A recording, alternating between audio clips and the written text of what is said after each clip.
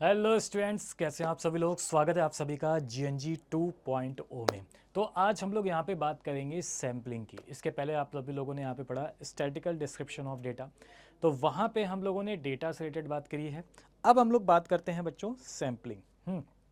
अब सैम्पलिंग क्या होता है इसके बारे में समझेंगे।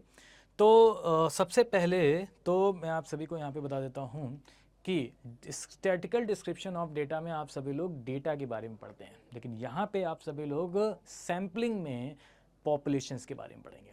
ठीक है, तो चलिए स्टार्ट कर लेते हैं। Let's start.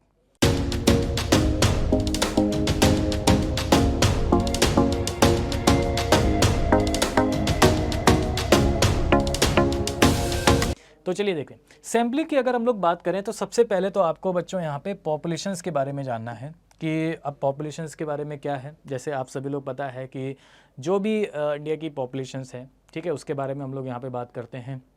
जो भी सेंसस में जो जनगणना होती है उसमें जो घर घर जा कर के सर्वे होता है, ठीक है, पॉपुलेशंस का, उसके बारे में हम लोग यहाँ पे बात करते हैं। तो सबसे पहले पॉपुलेशंस हम लोग यहाँ पे समझ लेते हैं कि पॉपुलेशन है क्या। जैसे मान लीजिए कि एक क्लास में, ठीक है, एक छोटा सा एग्जांपल बताता हूँ कि एक क्लास में अगर मान लीजिए टोटल 1000 यहाँ पे बच्चे हैं, तो वो आपका क्या कहलाएगा, वो आपका कहलाएगा कंप्लीट सेट ऑफ पॉपुलेशंस। उसको हम लोग क्या बोलते हैं, कंप्लीट सेट ऑफ पॉपुलेशंस। और उन्हीं में से कुछ को लेकर के हम लोग यहाँ पे एक सैंपल तैयार करते हैं, दैट इज द सैम्पलिंग। ठीक है ना। तो जो कंप्लीट होता है, पूरा ऑल होता है, ठीक है, पूरा सेट ऑफ आइटम्स होता है कंप्लीट, वो आपका क्या होता है, पॉपुलेशंस होता है। चाहे वो इंडिविजुअली हो या फिर किसी ग्रुप में हो, ठीक है, या फिर किसी चीज़ में हो। ठीक है, तो पॉपुलेशंस में हमें दो चीज़ें यहाँ पे समझनी होती है। यहाँ पे जो सैम्पलिंग में जो बात होती है ना बच्चों पॉपुलेशंस की, वो हम लोग यहाँ पे बात करते हैं कौन सी, फाइनाइट पॉपुलेशंस की। तो हम लोग यहाँ पे फाइनाइट पॉपुलेशंस की यहाँ पे बात करते हैं बच्चों। ठीक है ना, फाइनाइट पॉपुलेशंस की यहाँ पे बात होती है। ठीक है, फाइनाइट मतलब क्या होता है, हमारे पास जो काउंटेबल हो, जिनको हम गिन सके, ठीक है, वो आपका क्या कहलाता है, फाइनाइट पॉपुलेशंस होता है, उसको हम लोग यहाँ पे बात करते हैं। ठीक है ना। अब सैम्पलिंग क्या होता है, तो कंप्लीट सेट ऑफ आइटम में से कुछ पार्ट को लेकर के उनका एक सैंपल बनाना और उसी के डेटाबेस को पूरी तरीके से तैयार करना, दैट इज अ सैम्पलिंग। तो सैम्पलिंग के बारे में पहले मैं आपको बता देता हूं कि सैम्पलिंग होता क्या है हमारे पास। तो सैम्पलिंग क्या है, एक प्रोसेस है। वो प्रोसेस क्या है, process of selecting a subset of a sample for a large group या पॉपुलेशंस। तो एक लार्ज पॉपुलेशन है, जैसे अगर मुझे अगर ये जानना है, ठीक है यार, मुझे अगर ये बताना है कि भाई एक क्लास में टोटल कितने बच्चे हैं हमारे पास। एक क्लास में टोटल बच्चे हैं सपोज़ यहाँ पे 500। तो एक क्लास में टोटल अगर 500 बच्चे हैं हमारे पास, तो मैंने क्या किया कि उन 500 में से मैंने उनका 10% यानी 50 बच्चों को लेकर के एक सैंपल तैयार किया कि भाई 50 बच्चों की एक ये हॉबीज़ हैं, 50 बच्चों का ये चीज़ें हैं, इस हिसाब से ये हैं। तो उनके बेसिस पे हमें उन पूरे डेटा को तैयार किया, दैट इज़ द सैम्पलिंग। ठीक है, तो इस सैंपल को तैयार करना, दैट इज़ द, वो आपका क्या कहलाता है, सैम्पलिंग। एक लार्ज नंबर ऑफ ग्रुप में से इसका एक सबसेट होता है। ठीक है ना, तो भाई 500 में ही 50 ले रहे हैं, दैट इज वो इसका क्या हो जाएगा, हमारे पास सबसेट हो जाएगा।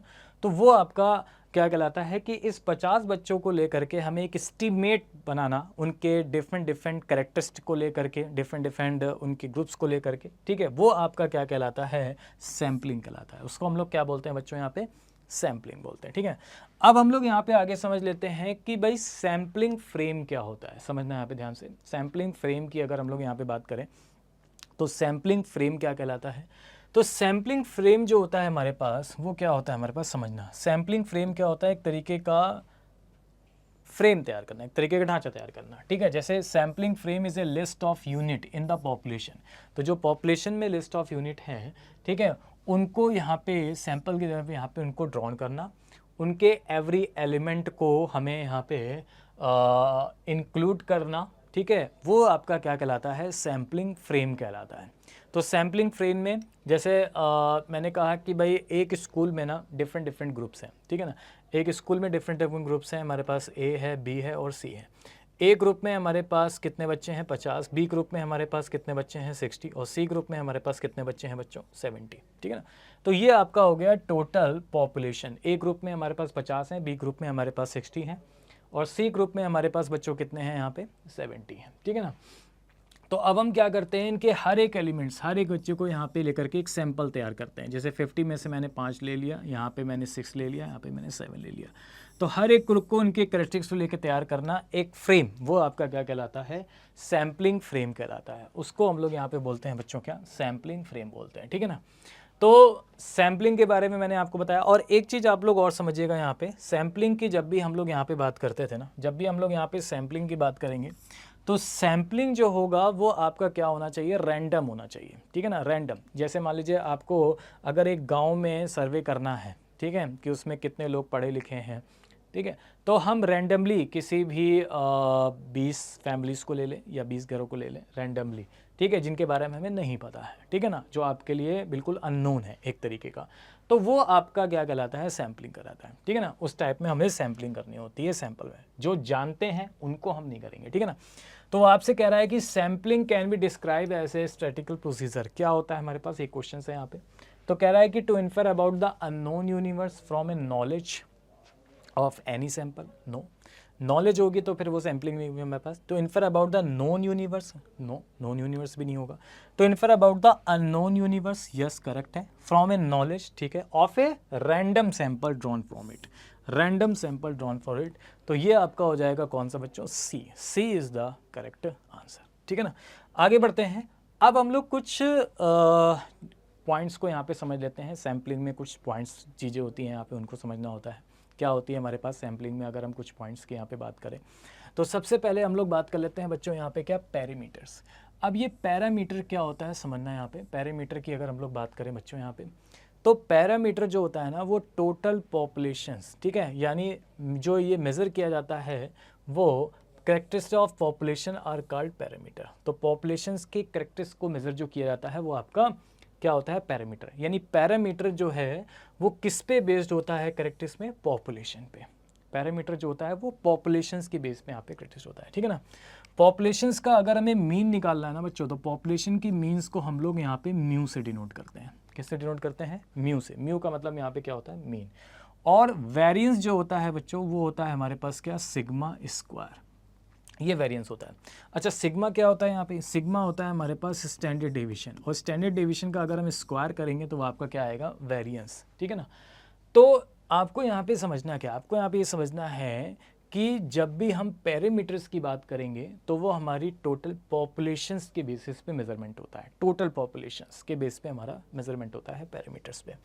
लेकिन जब भी हम स्टैटिस्टिक्स की बात करेंगे हम लोग यहाँ पे, तो ये हमारा सैंपल पे मेज़र होता है।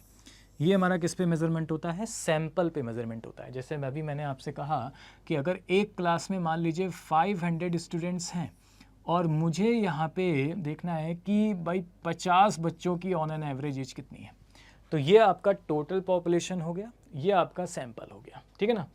तो पैरामीटर जो होगा वो टोटल पॉपुलेशंस के बेस पे होगा, और स्टैटिस्टिक्स जो होगा वो हमारे पास किस पे होगा, सैंपल के बेस पे होगा। तो भाई नंबर्स तो दोनों हैं, तो मीन इसका भी होगा तो इसका भी तो मीन होगा, ठीक है। तो इसके मीन को हम लोग किससे डिनोट करते हैं, इसकी मीन को हम लोग डिनोट करते हैं बच्चों एक्स मीन से, और इसका वेरिएंस क्या होता है, जो कि सैंपल है तो एस से डिनोट करते हैं, तो ये आपका एस स्क्वायर हो जाएगा, ठीक है। तो ये चीज़ आपको यहाँ पे समझनी होगी इस तरीके से। इसके बेसिस पे क्वेश्चन भी बनता है, जैसे आपसे कह देगा कि आप बताइए स्टैटिस्टिक्स है क्या। तो स्टैटिस्टिक्स क्या है, अभी हमने समझा यहाँ पे स्टैटिस्टिक्स क्या है। स्टैटिस्टिक्स आपका किसके बेस पे होता है, सैंपल के बेस पे मेजरमेंट होता है। तो a function of sample observation या पॉपुलेशन, पॉपुलेशन होगा नहीं, कैरेक्टरिस्टिक ऑफ ए पॉपुलेशन भी नहीं होगा, पार्ट ऑफ पॉपुलेशंस भी आपका नहीं होगा, फंक्शन ऑफ सैंपल ऑब्जर्वेशन। जो सैंपल ऑब्जर्वेशंस में हमारे पास फंक्शंस होता है दैट इज अ स्टैटिस्टिक्स, वो आपका क्या कहलाता है, स्टैटिस्टिक्स कहलाता है, ठीक है ना बच्चों। चलो भाई आगे आ जाओ। अब कुछ बेसिक प्रिंसिपल ऑफ सैम्पलिंग हम लोग यहाँ पे समझते हैं, ठीक है, और इसके बेसिस पे क्वेश्चंस भी कई सारे यहाँ पे बनते हैं बेसिक प्रिंसिपल के बेस पे। तो भाई बेसिक प्रिंसिपल ऑफ सैम्पलिंग क्या होता है, अगर हम बात करें यहाँ पे कुछ सैम्पलिंग के कुछ सिद्धांत हैं, यहाँ पे कुछ बेसिक प्रिंसिपल हैं, उनके बारे में हम लोग समझेंगे। तो सबसे पहला पॉइंट आपसे क्या कहलाता है, सबसे पहला पॉइंट आपका क्या कहता है, सबसे पहला पॉइंट आपसे कहता है यहाँ पे कि law of statical regularity. Law of statical regularity का मतलब क्या हुआ, ठीक है, इसके क्या सिद्धांत हैं, क्या इसके यहाँ पे प्रिंसिपल है। तो मैंने कुछ पॉइंट्स को हाईलाइट किया हुआ है कि लॉ ऑफ स्टैटिकल रेगुलरिटी का मतलब ये होता है कि आपका जो भी सैंपल तैयार होगा ना, वो आपका एक लार्ज सैंपल होना चाहिए। लार्ज सैंपल का मतलब उसमें पॉपुलेशन जो है वो लार्ज होनी चाहिए, ठीक है ना। मैं ये नहीं कह रहा हूँ कि कंप्लीट होनी चाहिए, लार्ज होनी चाहिए। और जो भी वैल्यू होनी चाहिए, मतलब जो भी आपका सर्वे होना चाहिए, वो एक रैंडमली होना चाहिए, ठीक है। तो यहाँ से हम लोग 2 पॉइंट पे समझ सकते हैं कि लॉ ऑफ स्टैटिकल रेगुलरिटी क्या कहता है कि जो भी आपका सैंपल होना चाहिए वो लार्ज संख्या में होना चाहिए और एक रैंडमली होना चाहिए। तो वो ये कहता है कि this law suggested that if a large sample is taken randomly, अगर आप लार्ज सैंपल लेते हो रैंडमली, ठीक है, पॉपुलेशन में से, तो ये आपका ऑलमोस्ट का मतलब यहाँ पे क्या हो गया कि अगर हम टोटल पॉपुलेशंस की बात करते हैं तो अगर आप लार्ज सैंपल लेते हो, लार्ज पॉपुलेशन लेते हो, तो कहीं ना कहीं वो उसके ऑन एन एवरेज इक्विवेलेंट सही सैंपल यहाँ पे देगा। यानी ऑन एन एवरेज आपका जो करेक्टरिस्टिक है पॉपुलेशन का वो सही फिट बैठेगा ऑन एन एवरेज, ठीक है ना। तो वो आपसे कहता है यहाँ पे। अच्छा, दूसरा पॉइंट आपसे क्या कहता है यहाँ पे बच्चों, समझना यहाँ पे। दूसरा पॉइंट कहता है कि principle of inertia of large number. ये भी वही कहता है कि भाई जो तुम कह रहे हो वो सत्य है, वो सही है। Principle of energy of large number में इन्होंने इनकी कॉपी कर ली, ठीक है, लॉ ऑफ स्टैटिकल रेगुलरिटी। इन्होंने कहा कि भाई तुमने लार्ज बोला, ठीक है, वो सही है, तुम्हारी बात में हम सहमत हैं, तुम्हें हम मानते हैं, ठीक है।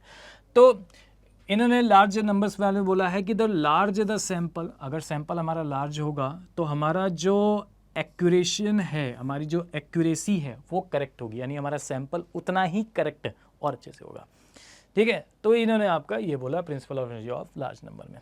इसके बाद तीसरा पॉइंट है हमारे पास, क्या, प्रिंसिपल ऑफ ऑप्टिमाइजेशन। अब प्रिंसिपल ऑफ ऑप्टिमाइजेशन क्या होता है? प्रिंसिपल ऑफ ऑप्टिमाइजेशन में इन्होंने क्या कहा, प्रिंसिपल ऑफ ऑप्टिमाइजेशन का मतलब ये होता है कि भाई एक काम करो, ठीक है, कि अगर मुझे सर्वे करना है, सेंसस का सर्वे करना है, ठीक है, तो आप जितने कम से कम टीम तैयार कर सकते हो, जितनी मैन पावर कम कर सकते हो, क्योंकि अगर मैन पावर ज़्यादा होगी तो रिसोर्सेज ज़्यादा लगेंगे, उस हिसाब से कॉस्ट भी आपकी ज़्यादा आएगी। तो इन्होंने कहा कि जितना कम से कम हम चीज़ों को कर सकते हैं मैन पावर, उस हिसाब से क्या होगा, हम उनको ही अवेयर करेंगे, ठीक है, कैसे आपको सर्वे करना है, हम उनको ही अवेयरनेस में डालेंगे ताकि वो एक बेस्ट रिज़ल्ट दे पाएँ, एक बेस्ट सर्वे कर पाएँ, और इससे क्या होगा, हमारी कॉस्ट भी कम आएगी। तो बेसिकली ऑप्टिमाइजेशन का यहाँ पे इन्होंने ये कहा है कि हम इस तरीके से, जो प्रिंसिपल ऑफ ऑप्टिमाइजेशन है, इन्होंने ये कहा है कि जो इनका की पॉइंट है वो इन्होंने कहा है कि हमारे पास मोर एक्यूरेसी होनी चाहिए और हमारी कॉस्ट भी यहाँ पे क्या होनी चाहिए, कम होनी चाहिए, ठीक है। तो more accuracy with less cost, more accuracy होनी चाहिए लेकिन लेस कॉस्ट के साथ, तो वो आपका क्या कहलाता है, प्रिंसिपल ऑफ ऑप्टिमाइजेशंस कहलाता है। बोलो, क्लियर है सभी को? आगे आ जाओ। अब आगे बात कर लेते हैं हम लोग यहाँ पे, क्या, principle of validity. Principle of validity क्या होती है, समझना यहाँ पे ध्यान से। प्रिंसिपल ऑफ वैलिडिटी का मतलब क्या है? प्रिंसिपल ऑफ वैलिडिटी का मतलब ये है कि इन्होंने ये कहा है कि भाई आपका सैम्पलिंग जितना एक्यूरेट होगा वो उतना ही आपका सैंपल डिज़ाइन उतना ही वैलिड माना जाएगा अबाउट पॉपुलेशंस के केस में, ठीक है। तो प्रिंसिपल ऑफ वैलिडिटी का मतलब कहता है कि according to this law sampling design is valid, वो तभी वैलिड माना जाएगा जब आप ये पॉसिबल ऑब्टेन करेंगे कि आपका जो एस्टीमेट है वो आपका एक्यूरेट है। अब एस्टीमेट एक्यूरेट का मतलब क्या हो गया, तो प्रिंसिपल ऑफ वैलिडिटी में ये शो ऑफ करता है, ये कहता है कि आप जो भी सैंपल तैयार कर रहे हो उसके जो भी फैक्ट्स आपको लिखने हैं, जो भी नंबर्स आपको लिखने हैं, जो भी टर्मिनोलॉजीज आपको लिखनी है, वो आपकी एक्यूरेट होनी चाहिए। ऐसा नहीं है कि वो आपका डिफरेंट हो और बिल्कुल ही डिफरेंट हो, ठीक है ना। तो वो चीज़ है हमारे पास। तो वो उन्होंने कहा है कि फैक्ट्स, नंबर, चीज़ें जो भी हैं वो आपके एकदम एक्यूरेट होनी चाहिए, तभी हम कहेंगे कि वो आपका सैम्पलिंग जो है वो बढ़िया है, ठीक है। तो ये आपका कहता है प्रिंसिपल ऑफ वैलिडिटी। तो प्रिंसिपल ऑफ वैलिडिटी आपका ये कहता है। अब इसी के बेस पे एक क्वेश्चन आता है हमारे पास, ठीक है ना, इस टाइप में क्या कहेगा ये आपसे क्वेश्चन में आपसे ये कहेगा कि the law of statical regularity says, क्या कहता है लॉ ऑफ स्टैटिक रेगुलरिटी? तो लॉ ऑफ स्टैटिक रेगुलरिटी कहता है कि sample draw from the population under discussion was the characteristics of the population, नहीं, a large sample drawn random from a population would possess characteristics on an average, बताया था मैंने starting में, on an average, तो वो चीज़ on an average होनी चाहिए, तो सी पॉइंट हो गया हमारे पास, ठीक है ना। अब आगे आ जाओ। अब हम लोग कुछ सैम्पलिंग के एरर की बात कर लेते हैं कि भाई सैम्पलिंग एरर कब होती है या उसके मिस्टेक के चांसेस क्या होते हैं, कब वो आपका सैम्पलिंग एरर माना जाएगा। तो यहाँ पे 2 पॉइंट हैं। सबसे पहले हम लोग बात करते हैं, पहले टाइप में होता है हमारे पास सैम्पलिंग एरर और दूसरा होता है नॉन सैम्पलिंग एरर। तो पहला टाइप होता है सैम्पलिंग एरर, दूसरा टाइप होता है नॉन सैम्पलिंग एरर, ठीक है ना। तो सैम्पलिंग एरर क्या होता है, ठीक है। सैम्पलिंग एरर का मतलब यहाँ पे ये हो गया हमारे पास कि आपसे कह रहा है कि अगर आप टोटल जो डेटा है यानी टोटल जो पॉपुलेशन है, ठीक है, वो अगर आप एक पार्ट को लेते हो इंस्टेड ऑफ अगर पूरी पॉपुलेशन की जगह, ठीक है ना, पूरी पॉपुलेशन की जगह अगर आप एक पार्ट को लेते हो तो वहाँ पे सैम्पलिंग के एरर के चांसेस हो सकते हैं। जैसे अगर मैं आपसे कहूँ कि एक क्लास में 50 बॉयज़ हैं बच्चों, या 50 बॉयज़ एंड गर्ल्स दोनों हैं, ठीक है, कोई बात नहीं, बॉयज़ बोल लो। तो अगर मैं कहूँ कि एक क्लास में टोटल 50 बॉयज़ हैं बच्चों, समझना यहाँ पे ध्यान से, और मैंने 50 बॉयज़ का टोटल पॉपुलेशन हो गई हमारे पास लार्ज नंबर, मैंने किसी भी 5 बॉयज़ को लेकर के एक सैम्पलिंग फ्रेम बनाया, एक सैम्पलिंग तैयार करी कि भाई इन 5 बॉयज़ की हॉबीज़ क्या क्या हो सकती हैं। किसी को क्रिकेट खेलना पसंद है, किसी को वॉलीबॉल खेलना पसंद है, और उनके बेसिस पे मैंने इस पूरे डेटा को तैयार कर लिया, इस पूरे चीज़ों को तैयार कर लिया कि हाँ इनको भी इसी तरह की चीज़ें रही होंगी, पसंद रहा होगा। लेकिन ऐसा तो है नहीं। क्या ये ज़रूरी है कि जो इन 5 बॉयसेस का रहा होगा वही सबका रहा होगा? नहीं ना, डिफरेंट भी हो सकता है। आपने सबसे तो पूछा नहीं, आपने 5 बॉयज़ को लेकर के बनाया, तो यहाँ पे एक एरर के चांसेस हो सकते हैं, ठीक है ना। उसके बाद दूसरा आता है हमारे पास कि सेकंड टाइप की सैम्पलिंग क्या होती है, जिसे हम लोग बोलते हैं नॉन सैम्पलिंग। अब ये नॉन सैम्पलिंग क्या होती है? नॉन सैम्पलिंग एरर में हम लोग बात करें तो ये आपका कब हो सकता है? ये आपका तब हो सकता है जब आप कोई डेटा जो है वो गलत नोट डाउन कर दो, ठीक है। आप सर्वे करने गए, किसी की फैमिली में 12 लोग हैं, आपने उसमें 15 लोग लिख दिए, तो डेटा को अगर आप गलत नोट डाउन कर दोगे, गलत रिटर्न कर दोगे, ठीक है, तो वो आपका क्या कहलाएगा? नॉन सैम्पलिंग एरर कहलाएगा, ठीक है। उसके बाद कई बार ऐसा भी होता है, कई बार ऐसा भी होगा कि भाई जो आप सर्वे करने गए हो, कई बार ऐसा भी होगा जो वहाँ पे हैं वो आपको गलत आंसर यहाँ पे प्रोवाइड कर रहे हैं, यानी पीपल जो हैं वो आंसर करेक्ट दे ही नहीं रहे हैं, ठीक है कुछ और बता कुछ और रहे हैं, तो वहाँ पे भी चीज़ें गलत हो सकती हैं, ठीक है।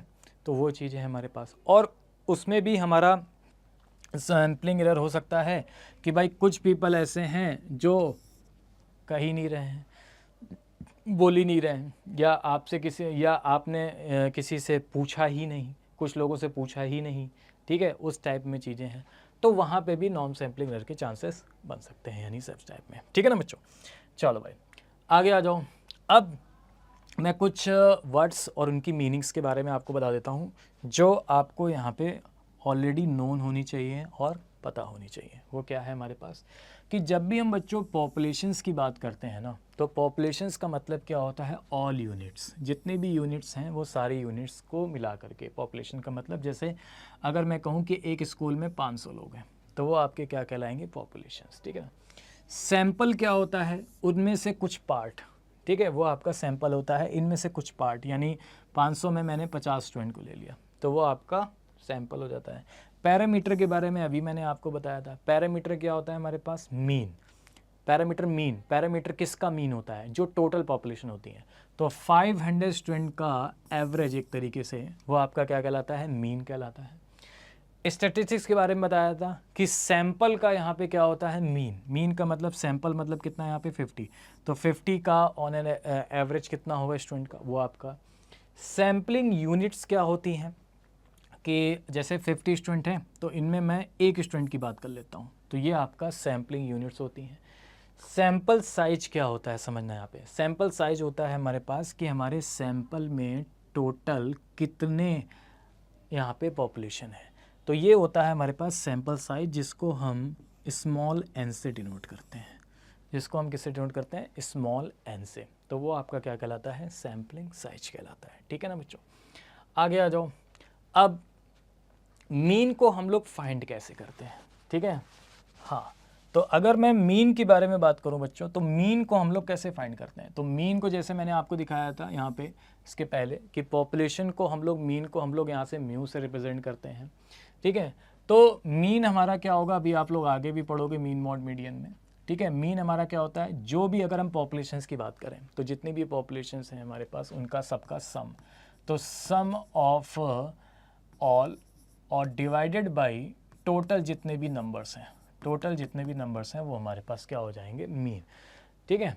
जैसे एक क्लास में अगर बात करो यहाँ पे 10 स्टूडेंट हैं, 1 2 3 4 5 6 7 8 9 10 इस तरीके से, ठीक है। सबका सम कर दो डिवाइड बाई टोटल, ठीक है। सैम्पलिंग मीन क्या होती है, सेम इसी टाइप से सैम्पलिंग मीन होती है sum of sample upon sample size. Sample जो भी हैं, जैसे 50 हैं तो 50 का sum divide by sample size कितना 50। जैसे अगर मैं आपसे कहूँ 5 चिल्ड्रन की एज है हमारे पास 10 11 12 11 10, तो इनका सम कितना हो जाएगा 54। मीन निकालना है तो डिवाइड बाई 5 कर दो, 10.8 ईयर्स। तो ये आपका होता है इस तरीके का मीन्स को फाइंड आउट करना, ठीक है। प्रपोर्शंस क्या होता है समझना यहाँ पे ध्यान से, प्रपोर्शंस को हम लोग कैसे फाइंड आउट करते हैं, ठीक है। तो जब भी हमें पीपल का परसेंटेज निकालना होता है कुछ चीज़ों में, तो वहाँ पे हम लोग पॉपुलेशन प्रोपोर्शंस की बात करते हैं। क्या होता है हमारे पास, तो P होता है number with the quality, quality के साथ आपका जो भी नंबर्स आया है, और अपॉन में टोटल पीपल, तो सैंपल प्रोपोर्शंस आपका क्या हो जाएगा, number with quality in sample upon sample size, ठीक। जैसे अगर मैं बात करूँ यहाँ पे कि भाई 100 पीपल है, ठीक है। 100 पीपल में 100 पीपल हमारे पास क्या था टोटल, उसमें से हमें 20 पीपल्स का निकालना है, तो 100 अपॉन 20 कितना हो जाएगा, 100 अपॉन 20 हमारे पास, ठीक है। तो ये वैल्यू हो जाएगी हमारे पास कितनी, मतलब सॉरी इफ़ 20 आउट ऑफ 100, हाँ, तो ये जो हो जाएगा हमारे पास वो कितना हो जाएगा, 20 है हमारे पास, तो ये हो जाएगा 20 और डिवाइडेड बाई कितना हो जाएगा 100, और परसेंटेज में निकालना है तो इंटू 100 कर दो, तो ये आपका हो जाएगा 20%, ठीक है, इस तरीके से। तो ये आपका प्रोपोर्शन हो जाएगा इन टर्म्स ऑफ परसेंटेज में। अब हम लोग यहाँ पे बात कर लेते हैं बच्चों कुछ स्टैंडर्ड एरर की, कुछ स्टैंडर्ड एरर की हम लोग बात कर लेते हैं कि how accurate is our guesses, जो स्टैंडर्ड एरर्स होते हैं उनको हम लोग कैसे गेस कर सकते हैं।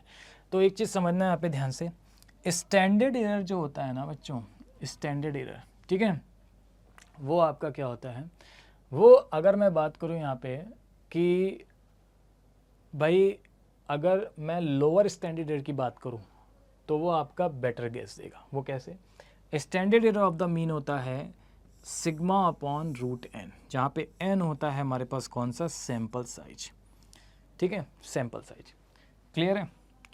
तो सिग्मा क्या होता है हमारे पास, how spread out of the population, standard deviation, जैसे मैंने आपको बताया था, और एन होता है हमारे पास सैंपल साइज। तो सिंपल सा मीनिंग है इसका कि जितना बड़ा सैंपल होगा उतना ही जो हमारा स्टैंडर्ड एरर है वो कम होगा, ठीक है ना, वो चीज़ है। चलो आगे आ जाओ। अब हम लोग यहाँ पे बच्चों बात कर लेते हैं टाइप्स ऑफ सैम्पलिंग की, टाइप्स ऑफ सैम्पलिंग। अब टाइप्स ऑफ सैम्पलिंग में 3 तरह की यहाँ पे टाइप्स ऑफ सैम्पलिंग होती हैं। तो पहला होता है हमारे पास बच्चों कौन सा, प्रोबेबिलिटी सैम्पलिंग। पहले की अगर हम लोग यहाँ पे बात करें तो प्रोबेबिलिटी सैम्पलिंग की हम लोग यहाँ पे बात करेंगे। दूसरा होता है नॉन प्रोबेबिलिटी सैम्पलिंग और तीसरा होता है मिक्स्ड सैम्पलिंग।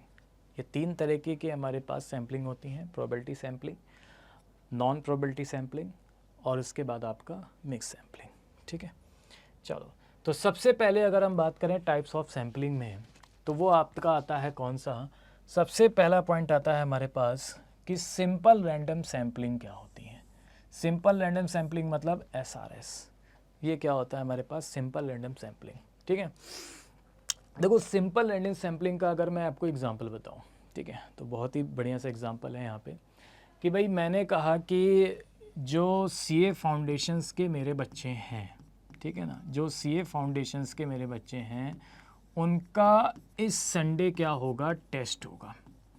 उनका इस संडे क्या होगा, हमारे पास टेस्ट होगा, और टेस्ट होगा हमारे पास कितने नंबर्स का, 20 नंबर्स का। तो जिसके 18 नंबर से ज़्यादा नंबर आए, मोर देन 18 की बात हो रही है, तो जिसके मोर देन 18 नंबर आएंगे, यानी 19 आ जाए 20 आ जाए, वो उनको मैं सभी को गोवा ट्रिप में ले के चलूँगा, गोवा ट्रिप में यहाँ पे लेके चलूँगा। बोलो क्लियर है? तो ये आपका होता है सिंपल रैंडम सैम्पलिंग का। अब अगर मान लो मैं ऐसे कह देता कि भाई रोहित या ये 3 बच्चे ऐसे हैं जिनको मैं गोवा लेके जाऊँगा, तो बाकी बच्चे क्या कहते हैं, सर हमारे साथ तो भेदभाव हुआ है, हमें भी एक चांस देना चाहिए, हमें भी एक चांस मिलना चाहिए, ठीक है, हमारे साथ तो भेदभाव हुआ, आप ऐसे 4 बच्चों को सेलेक्ट करके कैसे ले जा सकते हो, हमें भी मौका दो। तो सैम्पल रैंडम सैम्पलिंग ये कहता है कि सबको आपको इक्वल मौका देना चाहिए, एवरीवन गेट ए इक्वल चांस, ठीक है। तो जैसे मैंने आपसे कहा कि भाई ठीक है, अगर सभी को इक्वल चांस मिलना चाहिए तो मैं संडे टेस्ट रखता हूँ, 20 मार्क्स का होगा, और जिसके भी 18 से ज़्यादा नंबर आएंगे वो मेरे साथ गोवा चलेगा, ठीक है। अब कुछ लोगों ने कहा सर ये तो बहुत ही टफ टास्क आपने दे दिया, सर थोड़ा सा कोई सिंपल वाला बताइए ना, सिंपल चीज़ें करिए ना, सबको इक्वल मौका दीजिए, तो बहुत ही टेस्ट देना पड़ेगा ये चीज़ें। मैंने कहा अच्छा चलो ठीक है कोई बात नहीं, मैं एक काम करता हूँ, सारे स्टूडेंट की एक पर्ची बना लेता हूँ, मैं एक काम करता हूँ सारे स्टूडेंट के पर्ची बना लेता हूँ, मतलब सारे स्टूडेंट के नाम लिख लेता हूँ पर्ची में, और वो पर्ची मैं यहाँ पे इस बॉक्स में डाल देता हूँ, और मैं किन्हीं 5 लोगों को ले जाना चाहता हूँ, तो मैं यहाँ से 5 पर्ची उठाऊँगा, 5 पर्ची उठाऊँगा रैंडमली मैंने यहाँ से 5 पर्ची उठाई, तो जिसका भी नाम होगा वो मेरे साथ गोवा चलेगा, ठीक है। तो इस तरीके से सबको एक इक्वल चांस भी मिल जाएगा, तो वो आपका क्या कहलाता है, सैंपल रैंडम सैम्पलिंग कहलाता है, ठीक है, जिसमें आपसे कहता है एवरीवन गेट ए इक्वल चांस, ठीक है, इस तरीके से। चलो आगे आ जाओ। इसके बाद अगर हम लोग बात करें यहाँ पे बच्चों स्ट्रेटिफाइड सैम्पलिंग क्या होती है, नेक्स्ट आपका आता है यहाँ पे स्ट्रेटिफाइड सैम्पलिंग। अब स्ट्रेटिफाइड सैम्पलिंग की अगर हम लोग यहाँ पे बात करें बच्चों, क्या होती है हमारे पास स्ट्रेटिफाइड सैम्पलिंग, तो भाई स्ट्रेटिफाइड सैम्पलिंग आपसे ये कहता है कि समझना यहाँ पे, ठीक है, आपको एवरी ग्रुप को रिप्रेजेंट करना है, आप किसी एक ग्रुप को रिप्रेजेंट नहीं कर सकते। जैसे मैंने कहा कि भाई क्लास 1 के, क्लास 8 के, क्लास 9 के, ये 3 बच्चे ऐसे हैं इन सभी में, ठीक है, जिनको मैं अच्छी तरह जानता हूँ, इनकी परफॉर्मेंस भी अच्छी है, ठीक है, इनके को लेकर के इनको मैं एक सैंपल तैयार करना चाहता हूँ। तो अब बाकी लोग भड़क गए, क्लास 2, क्लास 3, 4, 5 वाले, सर हमको भी लेके बताइए, हमको भी चेक करिए। तो स्ट्रेटिफाइड सैम्पलिंग आपसे ये कहता है कि आपको हर एक को रिप्रेजेंट करना है, भले चाहे आप उसको कम कम करें, ठीक है। हाँ, तो मैंने कहा चलो ठीक है, मैं क्लास 1 से एक लोग को पिक कर लेता हूँ, क्लास 2 से एक लोग को, क्लास 3 से एक लोग को, क्लास 4 से एक लोग को, इस तरह से क्लास 9 तक 9 लोगों को पिक कर लेता हूँ, और सबको लेकर के एक सैम्पलिंग तैयार करता हूँ। तो वही आपका कहलाता है स्ट्रेटिफाइड सैम्पलिंग, ठीक है। बोलो क्लियर है, जिसमें आपको एवरी क्लास या एवरी ग्रुप को यहाँ पे क्या करना होता है, रिप्रेजेंट करना होता है। इसके बाद हम लोग बात करते हैं बच्चों मल्टी स्टेज सैम्पलिंग क्या होती है, समझना मल्टी स्टेज सैम्पलिंग। तो जब भी हम मल्टी स्टेज सैम्पलिंग की बात करते हैं, ठीक है, तो मल्टी स्टेज सैम्पलिंग में कुछ स्टेप्स हैं। जैसे भाई अगर मुझे ये फाइंड करना हो कि इंडिया में एम्प्लॉयमेंट कितने लोग हैं, कितने लोग हैं जो इंडिया में अनएम्प्लॉयमेंट है, अनएम्प्लॉयमेंट कितने लोग हैं, तो बहुत सारे होंगे, कैसे करोगे, बहुत बड़ा इंडिया, रिसोर्सेज ज़्यादा, टाइम ज़्यादा, मनी पैसा ज़्यादा, तो अब क्या यार क्या किया जाए, कैसे सैंपल तैयार किया जाए। तो फिर मल्टी स्टेज सैम्पलिंग ने ये कहा कि भाई एक काम करो, आपको अगर ऐसा करना है तो आप एक काम करो, सबसे पहले आप कुछ स्टेप वाइज इसमें फॉलो करो, तो एक तरीके से लार्ज एरिया आपका कवर हो जाएगा और आप एक सैम्पलिंग अच्छी तरीके से बना पाओगे, ठीक है। तो इन्होंने कहा कि भाई एक काम करो, सबसे पहले कुछ स्टेट्स को आप चूज़ करो, सारे को नहीं, कुछ स्टेट को। तो मैंने कहा ठीक है, कुछ स्टेट को चूज़ कर लेता हूँ, यूपी हो गया, उत्तराखंड हो गया, बिहार हो गया, ठीक है, दिल्ली हो गया, क्लियर। इसके बाद कुछ डिस्ट्रिक्ट को उसमें से सेट करो, कुछ डिस्ट्रिक्ट। चलो भाई कुछ डिस्ट्रिक्ट को सेट कर लेते हैं। कानपुर हो गया, लखनऊ हो गया, मुरादाबाद हो गया, बरेली हो गया, हरिद्वार हो गया, देहरादून हो गया, पटना हो गया, मुजफ्फरपुर हो गया। ठीक है, ये अब निकल गया। फिर स्टेप 3 कहता है कि कुछ उसमें से सिटीज़ को जो वहाँ पे हैं वो हमने सेट कर लिया। फिर आपसे कहता है कि उनमें से कुछ विलेजेस के फैमिलीज़ को सेलेक्ट करो, यानी जो भी आपने सेट किया उसमें से कुछ गांव को सिलेक्ट करो कि भाई कानपुर में कुछ हैं गांव, ठीक है, उन गांव को सिलेक्ट किया। फिर उनमें से कुछ फैमिलीज़ को हमने सिलेक्ट किया उन गांव में से।